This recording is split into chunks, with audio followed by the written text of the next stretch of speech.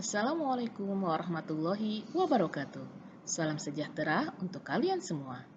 Bagaimana anak-anak kabar hari ini? Semoga kalian selalu dalam keadaan sehat walafiat, sehingga kalian tetap bersemangat untuk belajar.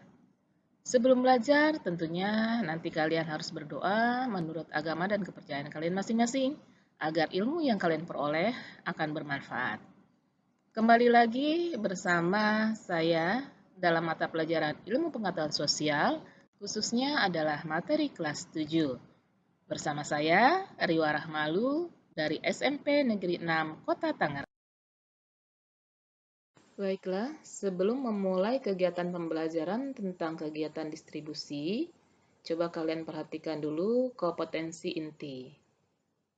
Kompetensi inti yang ketiga, memahami pengetahuan, baik itu faktual, konseptual, dan prosedural, berdasarkan rasa ingin tahunya tentang ilmu pengetahuan, teknologi, seni, budaya terkait fenomena dan kejadian tampak mata.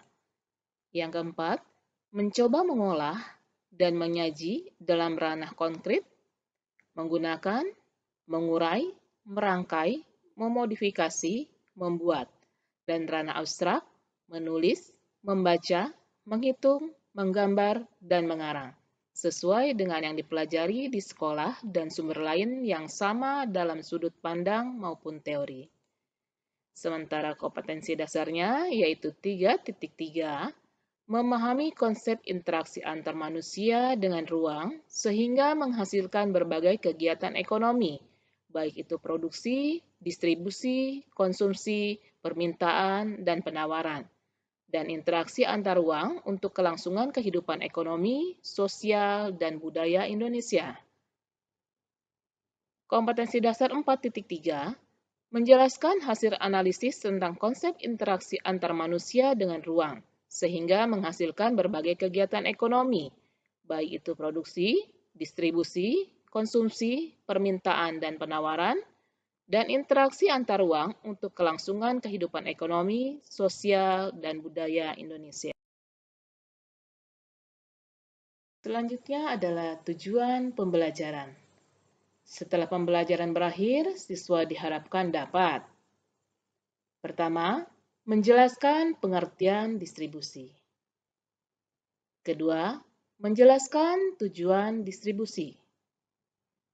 3. Menguraikan sistem distribusi. 4. Menjelaskan saluran distribusi.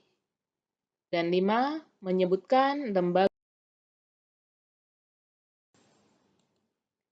Pengertian distribusi. Distribusi adalah kegiatan menyalurkan hasil produksi yang berupa barang dan jasa dari produsen kepada konsumen, sehingga nilai ekonomisnya menjadi nyata. Nah, kalian perhatikan ini gambar adalah proses distribusi barang dari perkebunan yang ada di daerah pegunungan maupun desa ke wilayah kota. Orang yang melakukan kegiatan distribusi disebut juga distributor. Tujuan distribusi. 1. Menyalurkan barang dari produsen kepada konsumen. 2. Agar hasil produksi lebih berguna bagi masyarakat. 3. Kebutuhan masyarakat akan barang atau jasa terpenuhi. Berikutnya adalah sistem atau cara distribusi. Pertama, distribusi langsung. Distribusi yang dilakukan produsen langsung kepada konsumen. Nah, kalau kalian perhatikan gambar sini, ini adalah seorang penjual menjual barang dagangannya langsung kepada konsumen. Ya, jadi ini dari produsen langsung kepada konsumen. 2. Distribusi semi langsung. Distribusi yang dilakukan produsen kepada konsumen melalui perantara khusus. Jadi kalau kalian perhatikan gambar, di sini ada agen, ada pihak distributor. Jadi distributor ini membeli dari agen yang akhirnya nanti diserahkan kepada konsumen. 3. Distribusi tidak langsung. Distribusi yang dilakukan dari produsen kepada konsumen melalui perantara. Nah, kalau dalam hal ini adalah perantaranya kalau kita jualan secara online, ya.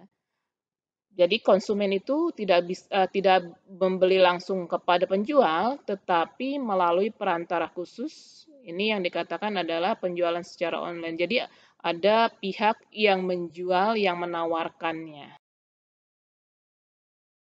Saluran distribusi. Nah, di sini saluran distribusi itu terbagi menjadi beberapa macam atau beberapa cara. Satu, bentuk saluran distribusi itu ada yang langsung dari produsen ke konsumen. Berikutnya ada dari produsen, pengecer, konsumen. Bentuk yang berikut dari produsen, pedagang besar, pengecer, konsumen. Dan yang lebih panjang lagi adalah dari produsen, agen, pedagang besar, pengecer, baru sampai ke tangan konsumen. Jadi ini adalah saluran distribusi. Jadi ada yang bisa langsung kita nikmati, ada juga yang langsung kita harus belinya kepada pengecer, bahkan dari pengecer harus beli juga ke pedagang besar, dari pedagang besar juga ada yang melalui agen dulu. Jadi saluran distribusi ini rentetannya ada yang bisa secara langsung kita nikmati, ada juga yang melalui beberapa faktor-faktor yang mempengaruhi saluran distribusi. Jadi dalam hal menyalurkan barang dagangan ataupun jasa, tentunya beberapa hal yang harus kalian perhatikan dalam hal distribusi. Yang pertama adalah sifat barang. Nah, sifat barang ini perlu diketahui bahwa apakah barang tersebut yang akan kita distribusikan itu tahan lama atau bahkan cepat rusak. Yang B, luas daerah pemasaran. Nah, ini pun luas daerah pemasaran harus diperhatikan pada saat kita mendistribusikan barang. Apakah menyebar atau terpusat? Artinya gini, luas daerah pemasarannya itu apakah pemasarannya itu menyebar di berbagai daerah atau malah terpusat pada satu daerah tertentu. Yang C, jumlah barang yang dihasilkan. Nah, kalau kita akan menyalurkan atau mendistribusikan barang, jumlah barang yang dihasilkan harus kita perhatikan apakah jumlahnya banyak atau bahkan jumlahnya sedikit. D, angkutan yang tersedia. Ini adalah sarana transportasinya yang digunakan dalam hal distribusi. Apakah transportasi yang ada angkutannya itu memadai atau angkutannya terbatas. Jadi kalau kita akan mengirimkan barang ke suatu daerah, apakah kendaraannya itu memadai atau ada, atau yang sekalipun ada jumlahnya terbatas. Ini pun perlu diperhatikan. Yang E, biaya angkutan. Nah, jumlah biaya angkutan pun ini akan berpengaruh terhadap saluran distribusi. Apakah biayanya mahal atau biayanya murah. Selanjutnya adalah lembaga distribusi. Lembaga distribusi adalah orang atau badan yang berperan sebagai perantara menyalurkan barang dari produsen ke konsumen. Adapun lembaga distribusi antara lain, 1. Pedagang. Adalah distributor yang membeli barang dengan tujuan untuk dijual kembali. Jadi kalau kalian perhatikan ini adalah gambarnya pedagang besar atau disebut juga agen. Ya. Jadi dia membeli barang dari produsen yang tujuannya adalah untuk dijual kembali. Yang berikutnya kalau kalian perhatikan ini adalah pedagang juga, yaitu pedagang kecil. Atau disebut juga biasanya mereka membuat kios, membuat toko, bahkan ada pedagang keliling. Nah, ini juga sama adalah pedagang sebagai penyalur dari barang dari produsen ke konsumen.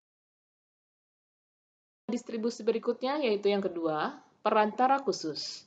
Adalah distributor yang membantu menyalurkan barang dari produsen kepada konsumen. Nah, kalau kalian perhatikan, di sini ada yang dikatakan sebagai agen. Kalau dari gambar ini, di sini adalah agen gas. Jadi menyalurkan gas ini kepada konsumen melalui agen. Yang berikutnya adalah makelar. Nah, ini adalah juga sebagai perantara perantara khusus. Ya, jadi kalau ada penjual dengan pembeli melakukan transaksi ini melalui maklar. Yang ketiga, di sini ada yang dikatakan komisioner. Nah, ini juga sebagai pihak ketiga yang membantu pihak pembeli ya untuk membeli barangnya melalui perantara. Distribusi yang berikutnya yaitu importir dan eksportir. Nah, yang pertama adalah importir. Orang atau badan usaha yang membeli atau mendatangkan barang dari luar negeri. Jadi kalau importir itu adalah kita membeli barang dari luar negeri. Yang kedua adalah eksportir.